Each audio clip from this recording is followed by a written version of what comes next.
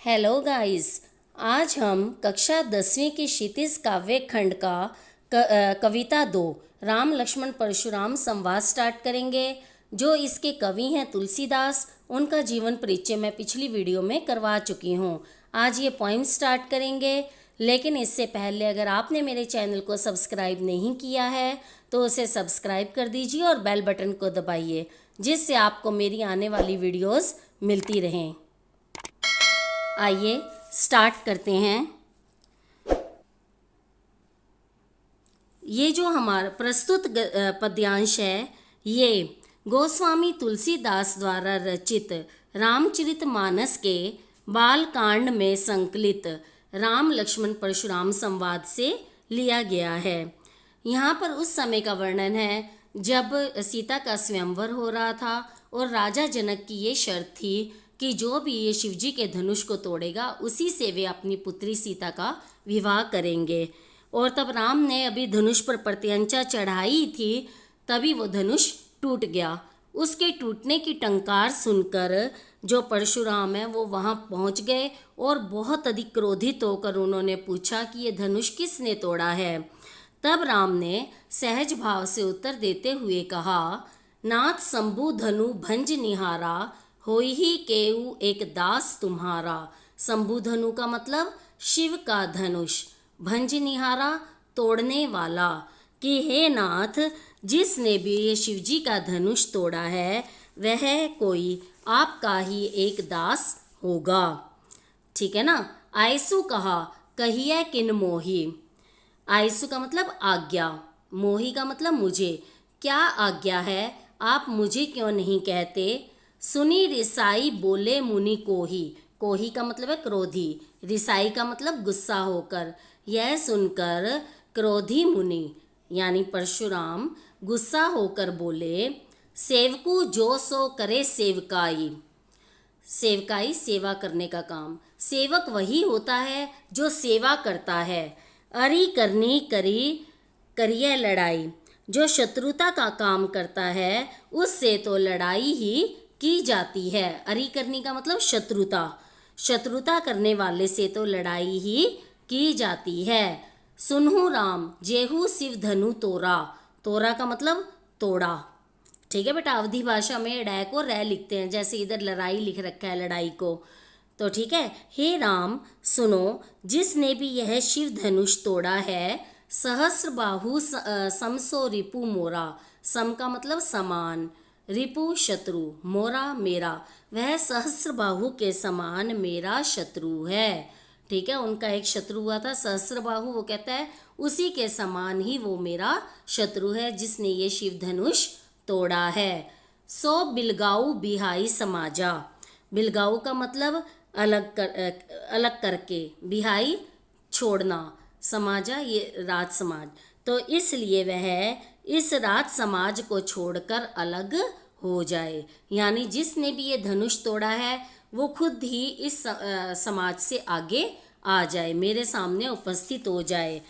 न तय मारे जह ही सब राजा, नहीं तो यहाँ उपस्थित सभी राजा मारे जाएंगे। सुनी मुनि वचन लखन मुस्काने।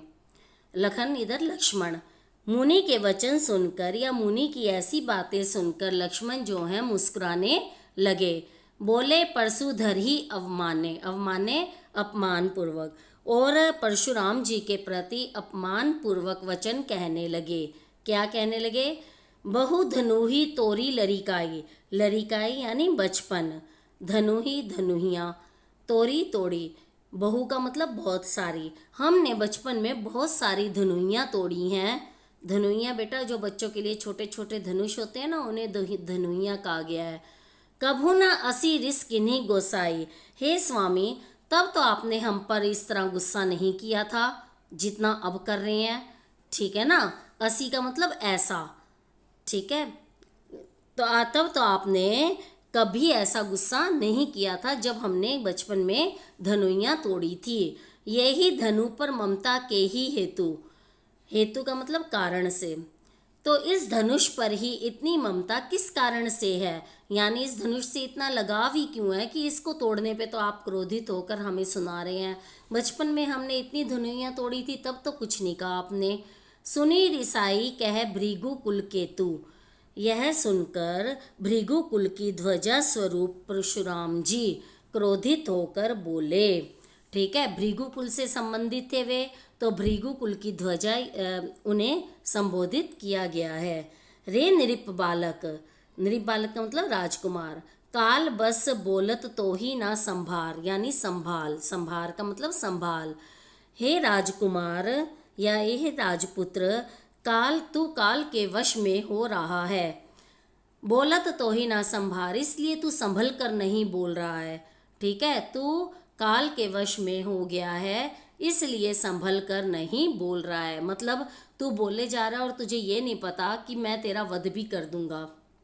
ठीक है ना। धनु ही सम त्रिपुरारी धनु विदित सकल संसार। ठीक है ना।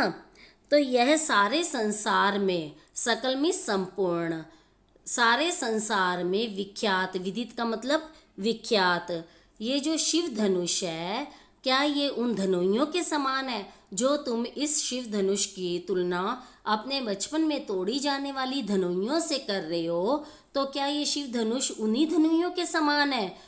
ठीक है ना, जो इस पे हम गुस्सा ना करें।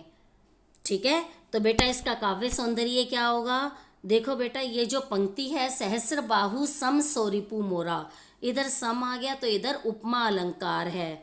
ठीक है, और एक ये भृगु कुल केतु, इसके अंदर रूपक अलंकार है, और अन्यत्र पूरे पैराग्राफ में आपकी अनुप्रास अलंकार है। जैसे बिलगाऊ बिहाई में इधर आपका अनुप्रास अलंकार है, करी करिय में अनुप्रास अलंकार है।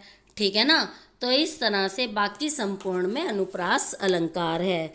और इधर क्या कहते हैं, इसके अंदर मेन क्या दिखाया है कि जो शिवजी का धनुष टूटने पर परशुराम के क्रोध का वर्णन किया गया है इसके अंदर, और जहाँ परशुराम और लक्ष्मण की उग्रता का वर्णन किया गया है वहीं राम की विनम्रता का भी वर्णन किया गया है। और इसके अंदर जो है अवधि भाषा का प्रयोग किया गया है, सहज सरल अवधि भाषा का प्रयोग है।